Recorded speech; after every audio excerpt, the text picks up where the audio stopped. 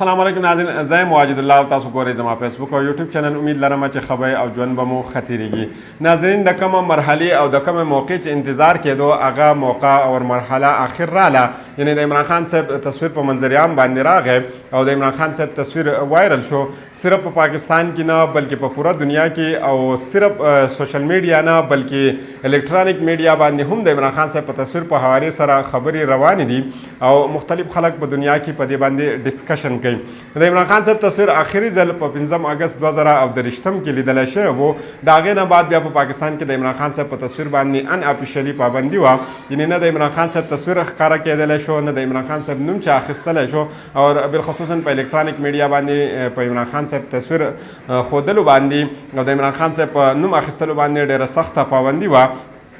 نو خو د هغه هر څه باوجود نن د عمران خان صاحب تصویر د سپریم کورټ نه لیک شو او دا په منظریام باندې راغی. د دې سره سره دا زه هم ستاسو مخې ته ږدم چې عمران خان صاحب نن په اډیاله جیل کې په کومه کمره کې موجود و، د هغه کمرې ریل سچویشن څه و، دا څه قسمه کمره وه، هلته عمران خان صاحب د دې نه مخکې راغلی و که نه و، هغه هم ستاسو مخې ته ږدم. د دې سره سره درته دا هم وایم چې ایډوکیټ جنرال د خیبر پښتونخوا چې کله جج قاضي صاحب ته وویلې چې دا لایو ټیلیکاسټ نه کیږي، نو د هغې نه بعد هغې ورته چې تاسو لاړ شئ هلته کښېنئ، دغه هم ستاسو مخې ته ږدم. خو د دې سره سره درته دا هم وایم چې د عمران خان صاحب باډي لینګویج څنګه و، د عمران خان صاحب وزن کم شوی دی، وزن یې زیات شوی دی،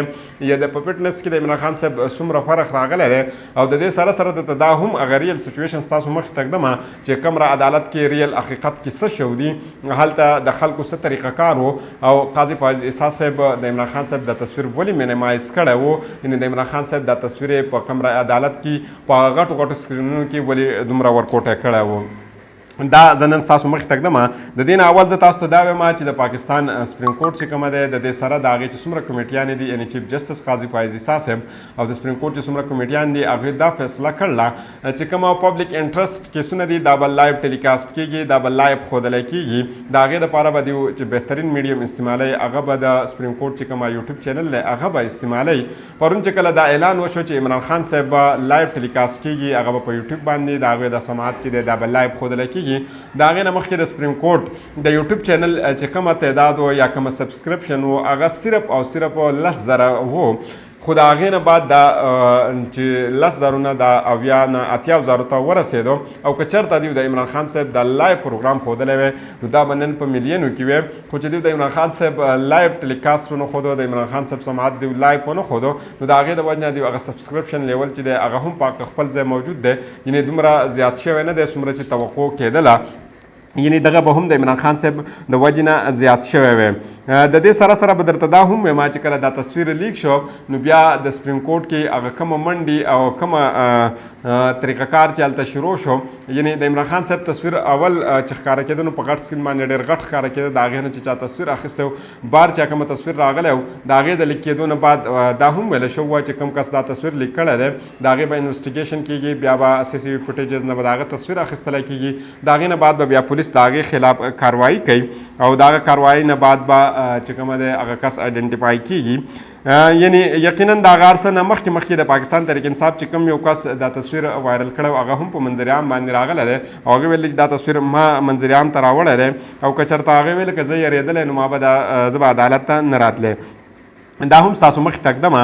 د سماعت په دوران کې د خیبر پښتونخوا ایډوکیټ جنرال چې کومه د عدالتي کاروایي لایو نه ښودلو هغې یو نقطه چوته کړه، هغه ویل چې دا پروګرام چې دی دا لایو نه ښکاره کېږي. نو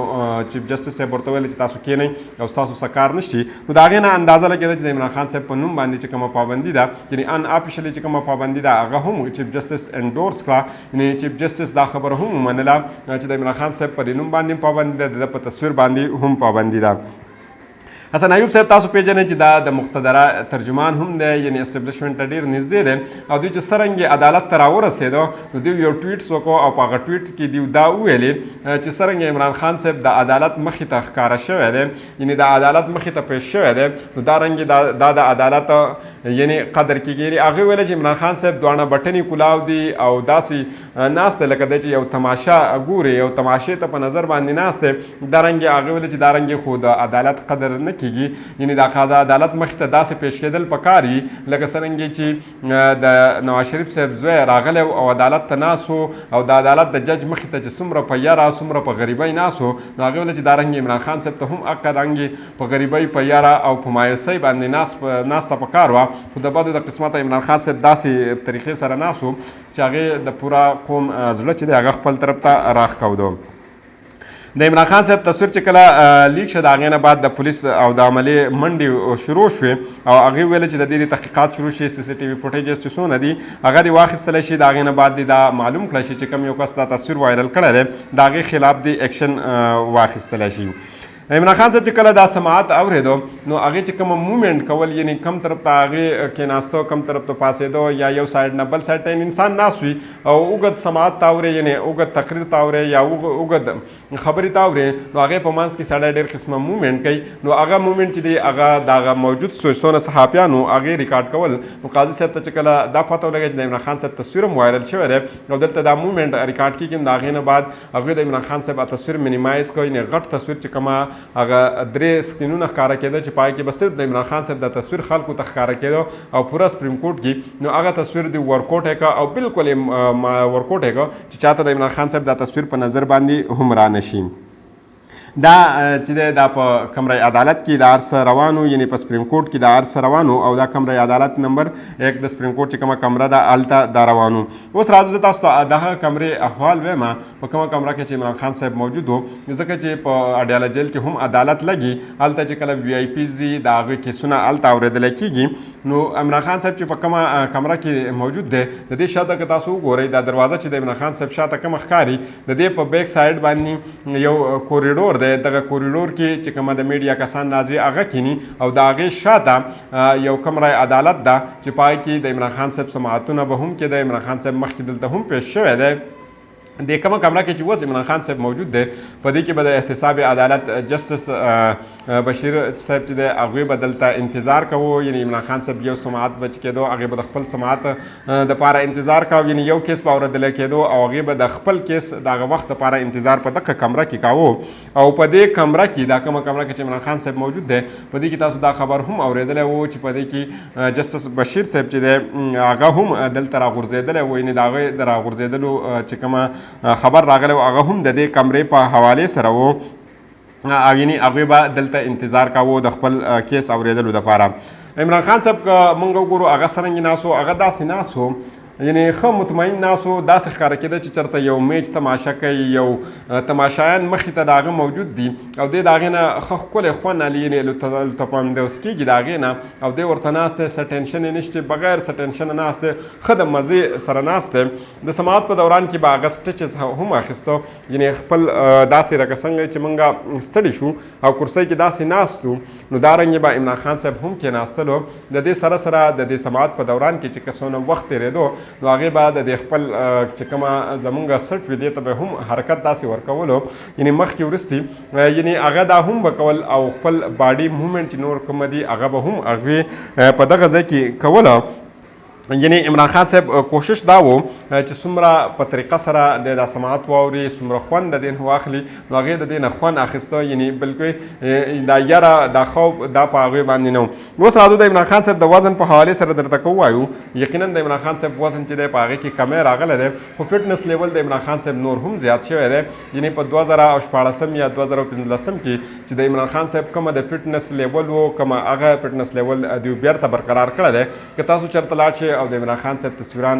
سرچ کوي نو تاسو ته به دقه رنګې تصویران د هغه په 2014 یعنې په 2016 2015 2017 کې ښکاره کېږي. د 2018 نه بعد د هغې بیا وزن زیات شوی و، یعنې فټنس لیول یې هغه نه و لکه په 2015 کې به چې موږ لیدل هغې به څرنګې پوشپ کاوه، څرنګې هغې سمارټ و، نو دارنګې هغې دوباره هغه فټنس لیول چې دی هغه برقرار ساتلی دی او هغه دې وخت را رسېدلی.